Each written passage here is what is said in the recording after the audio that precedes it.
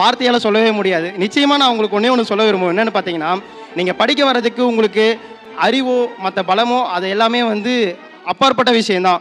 முதல்ல நம்பிக்கைங்க. என்னுடைய வெற்றிக்கு நான் முதல் காரணமாக என்ன சொல்லணும், என்னுடைய நம்பிக்கை மட்டும்தான். அது மட்டும்தான் என்னுடைய மூலதனமாகவும் இருந்துச்சு. உங்களுக்கெல்லாம் நான் ஒன்றே ஒன்று தான் சொல்ல விரும்புவேன். என்னென்னு பார்த்தீங்கன்னா, எல்லாருமே கேட்பாங்க, எவ்வளோ மணி நேரம் சார் நீங்கள் படிச்சிங்க, எவ்வளோ கஷ்டப்பட்டீங்க, அதுக்கு நான் எவ்வளோ ஹார்ட் ஒர்க் பண்ணணும், எனக்கு என்னெல்லாம் நான் சரி பண்ணிக்கணும். நீங்கள் அதெல்லாம் எதுவுமே தேடி போகாதீங்க, சரிங்களா? நீங்கள் அதெல்லாம் எதுவுமே நீங்கள் தேடி போகவே தேவையில்லை. உங்கள்கிட்ட உழைக்கக்கூடிய சக்தி நிச்சயமாக இருக்குது. என்றைக்கு நீங்கள் இந்த ஃபீல்டுக்குள்ளார வந்தீங்களோ அன்றைக்கே நல்லா முடிவு பண்ணிக்கங்க.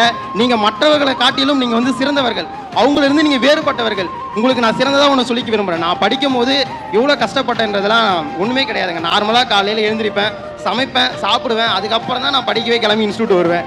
நான் ஒவ்வொரு நாளும் நைட்டு தூங்குறதுக்கு கஷ்டப்பட்டதை விடவும், நான் சாப்பிட்றதுக்கு 3 வேளை கஷ்டப்பட்டதை விடவும், இந்த படிக்கிறதுக்கு நான் நிச்சயமாக படவே இல்லை என் வாழ்நாளில்.